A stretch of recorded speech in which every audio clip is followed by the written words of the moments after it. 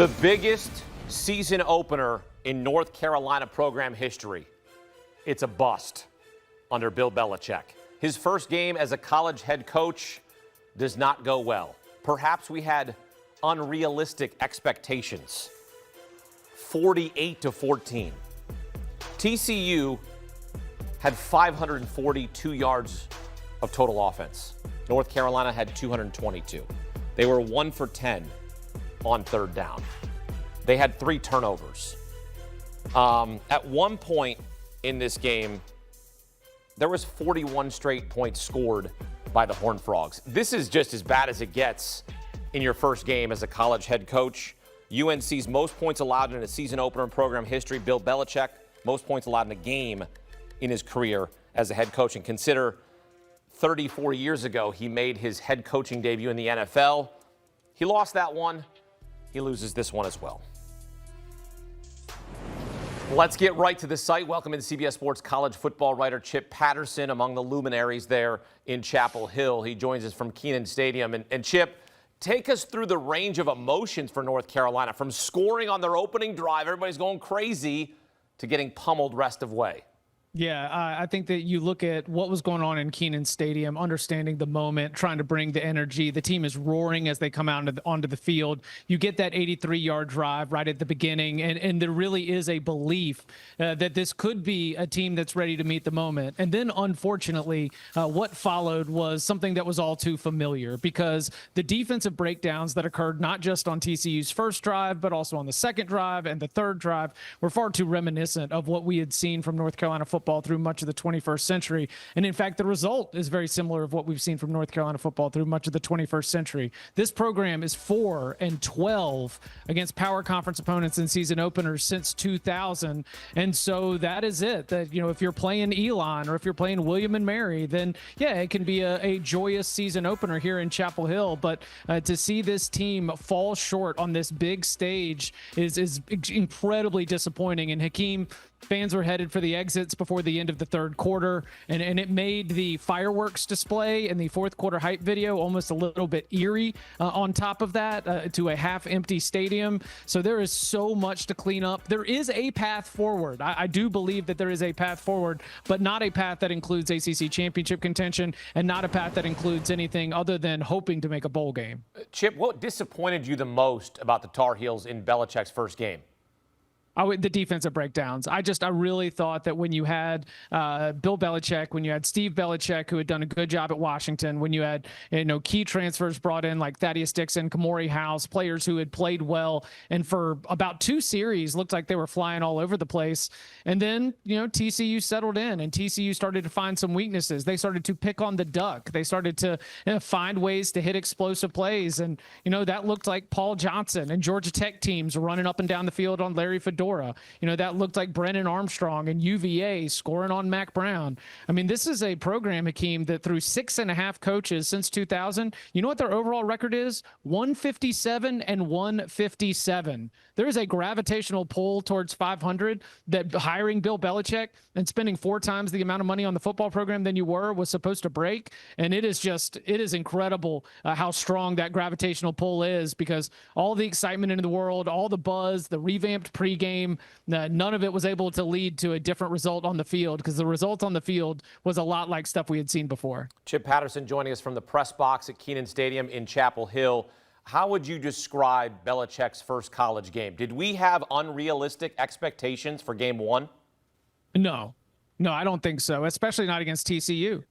This is a team in the Horned Frogs that could contend for a Big 12 title, certainly. But, this wasn't a team where they were clearly outmatched, especially not when it comes to athletes. This was not a team where they, at least on paper, were going to be wildly outmatched. I mean, objectively, they were about a touchdown worse on a neutral field. That's what I see when I see a 3.5-point home dog. And yet the final result maybe even could have been worse. If we played 5 quarters in this game, TCU would have hit 63. And that was even with cruising been in neutral for a little bit. So, yeah, that is something that I think has to be cleaned up, and I think that will be cleaned up on paper. But the opponents on North Carolina's schedule that have good quarterbacks like Josh Hoover, the opponents on North Carolina's schedule that have potent offenses, they are going to be able to find success against this group, and that is not the way that this looked like it was going to be shaping up based on the players that they brought in and the coaches that they hired. We're on to Cincinnati. Belichick famously said that after a loss in 2014, now on to Charlotte. Belichick is good as anyone in regrouping his team, making adjustments. Who do you expect to be the quarterback on Saturday at Charlotte? Yeah, Hakeem, I'm glad you mentioned that. Gio Lopez got hurt in the second half of this game, officially ruled questionable to return. He did not. It was a back injury. We got to see Max Johnson, and Max Johnson led a touchdown drive, completing a touchdown pass to his brother Jake. So I'm sure Johnson to Johnson, we're happy to see that. But this is a group that needs to get better up front. I think that they were really missing some of those veterans, especially at center, that could have provided a lot of leadership, because after really looking sharp on that first drive, they could not get a push. They could not establish the run. It was something they wanted to do. A lot of 12 personnel, a lot of 2 tight ends. They were even trotting out a 6th offensive lineman. They were trying to go heavy set, but then getting pushed around. And here's the problem, Hakeem. If you show the opponent what you're going to do in terms of trying to run the football, you better be good at running the football. And after that first drive, they could not get a push. If this offense is going to be based around the run, it doesn't matter whether it's Gio Lopez, whether it's Max Johnson, or whether it's Hakeem Dermish or Chip Patterson. Whoever's quarterback is not going to be able to have success if the defense does not respect the run game. Well, it is a disappointing night in Chapel Hill. Many expected a much better performance. It's a 48-14 blowout. Their most points allowed in a season opener in program history. A lot of things to clean up. Chip Patterson with us here on CBS Sports HQ. Chip, thank you. And for all things college football, check out the Cover 3 podcast. Host Chip Patterson, joined by Tom Fornelli, Danny Cannell, and Bud Elliott, delivering in-depth analysis. They'll be breaking this one down. And every week during the season, you'll get picks against the spread. Loyal listeners will tell you, one of the best podcasts on the market. The Cover 3 podcast. Download and follow today. Coming up, much more reaction from Chapel Hill. We'll break down what went wrong in Bill Belichick's first game as a college coach. That's next on CBS Sports HQ.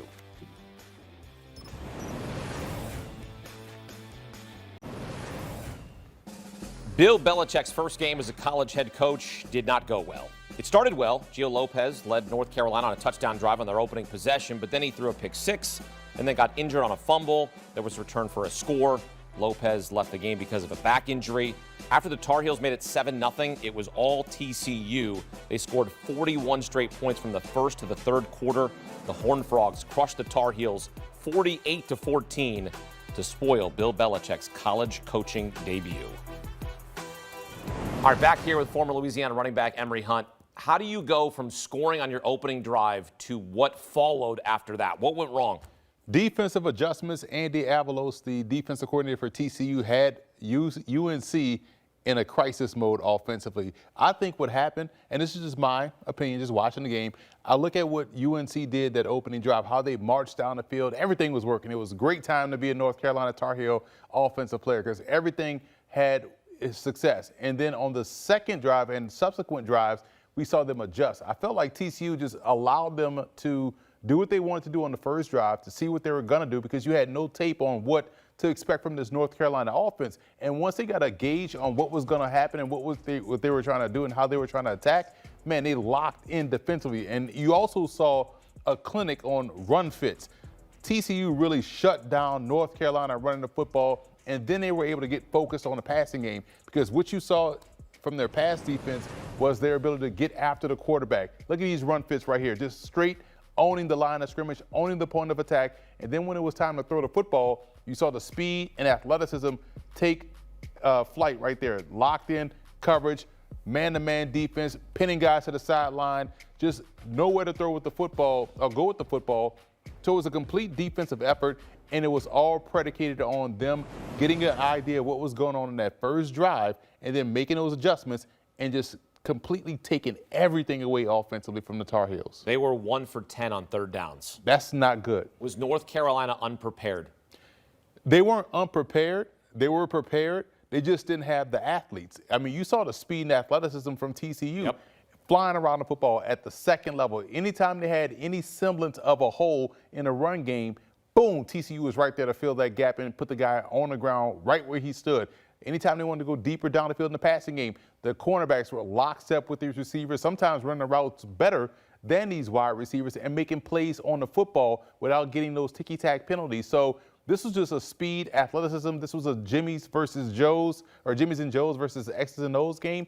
Not enough Jimmy's and Joe's for UNC, more on the TCU side, and we saw that manifest itself in how they dominated this game on both sides of the ball. So what does this performance tell you in terms of what needs to be done, what work needs to be done, the adjustments that need to be done? Because you know Bill Belichick is an absolute tactician, right? He's going to go back and try to figure out what went wrong. So when you look at this performance, what does it tell you on what they need to do? They have to execute better. They have no room for error, and you got a glimpse of what could potentially be on the opening drive on both sides, because the defense got a really good stop early in that ball game, and then offensively they marched down the field with the run and with the pass, and you saw some flashes from Gio Lopez, but they're so limited in terms of their room for error because they don't have the guys, the depth on offense to really make things happen. So they got to play within the margins. So it's just about making sure you execute consistently, and they have to really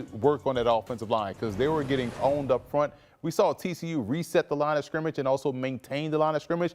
That's not good to help you out in a run game or in pass protection because you're keeping guys right where you need to get that offense moving, and that hasn't been the case or wasn't the case tonight.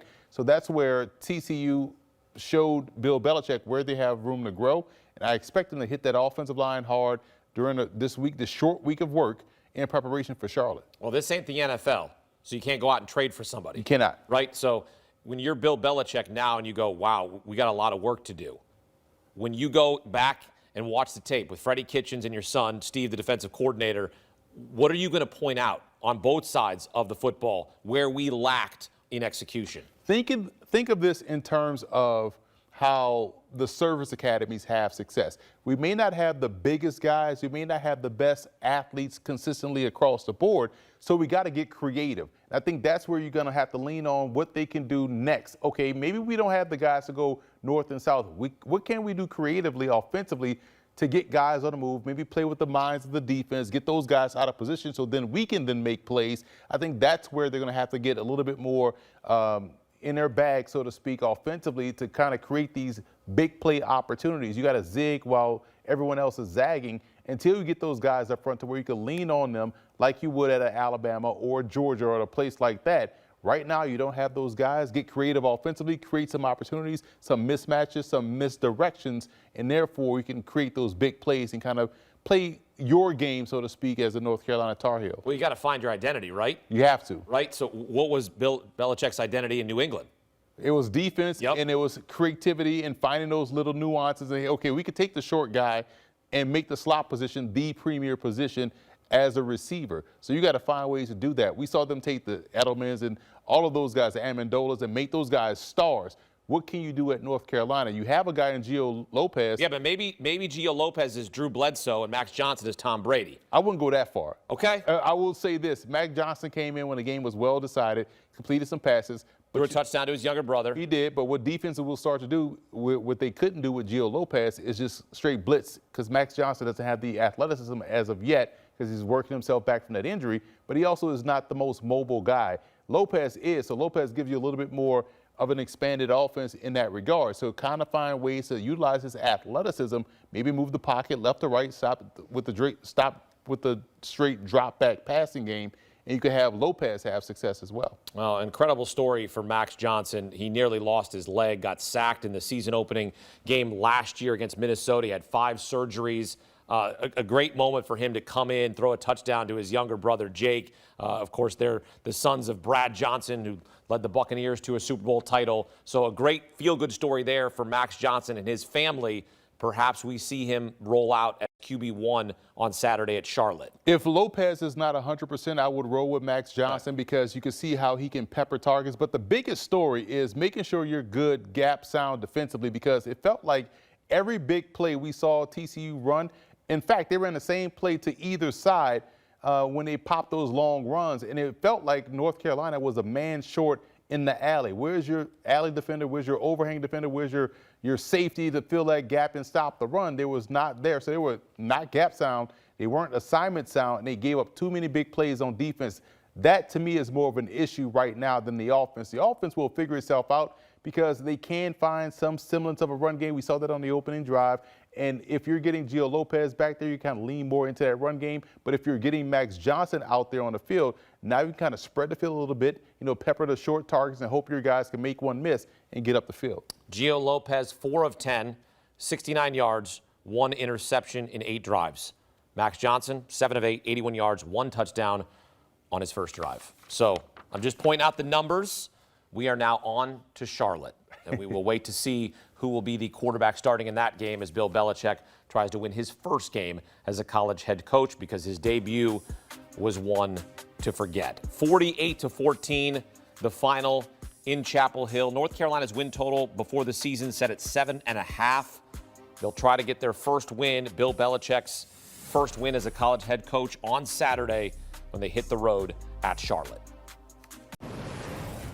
A disappointing day for Bill Belichick in his first game as a college head coach. After the Tar Heels made it 7-0, it was all TCU. They scored 41 straight points from the first to the third quarter, including this 75-yard touchdown run on the first play of the second half to blow the game wide open. The Horned Frogs crushed the Tar Heels 48-14. Bill Belichick's most points allowed in a game in his career as a head coach. Back out to Chapel Hill, welcoming CBS Sports college football insider Richard Johnson, who joins us from Kenan Stadium. Richard, what was it like watching that game from the perspective that you're there because it's Bill Belichick's first college game? You're not going to that game if Bill Belichick is not the head coach at North Carolina, but you're there. What was it like? Well, Hakeem, all day it was quite frankly a festive atmosphere all around campus. The tailgating scene was incredible. We bopped around all day, some of the different places around Kenan Stadium and around campus here in Chapel Hill. The one thing that permeated pretty much every North Carolina fan that I talked to is they didn't really know what to expect tonight. There was some cautious optimism, but at the end of the day, you didn't really know what it was going to look like. And after the first drive, it did not look good at all for North Carolina. I went to the TCU press conference after the game, and they basically said that they tried to prep for anything and everything this offseason. They even spent a day practicing because they just had absolutely no idea what they were going to get from North Carolina. But after the first drive, they settled in. North Carolina came out, had a 6 offensive mindset that they ran a few times in that first half. TCU wasn't ready for that initially, but once they got to the sideline and got some stuff right, they soared, and they absolutely ran away with this game. Obviously, that 48-14 final, it's vindication for TCU. TCU opened the season a couple years ago against Coach Prime, Colorado, Deion Sanders' first game, and they were not ready to play. Sonny Dykes even admitted after the game that he regretted that team was not ready to play, was not ready for that game, and he said he was going to do everything in his power to make sure that they were ready for this unknown, and they certainly got the job done. Richard Johnson joining us from the press box at Kenan Stadium. From your perspective and knowing what this game meant for North Carolina fans, how would you describe how it played out and what sort of their hope is moving forward? Well, by the end of the third quarter, you got people filing for the exits. Quarterback Max Johnson, who ended up coming in for Gio Lopez, who left with an injury late in the game. Max Johnson in the North Carolina press conference basically said, hey, don't give up on us, as kind of a message to North Carolina fans. I think at the end of the day, everybody knows that North Carolina is a basketball school with a football problem,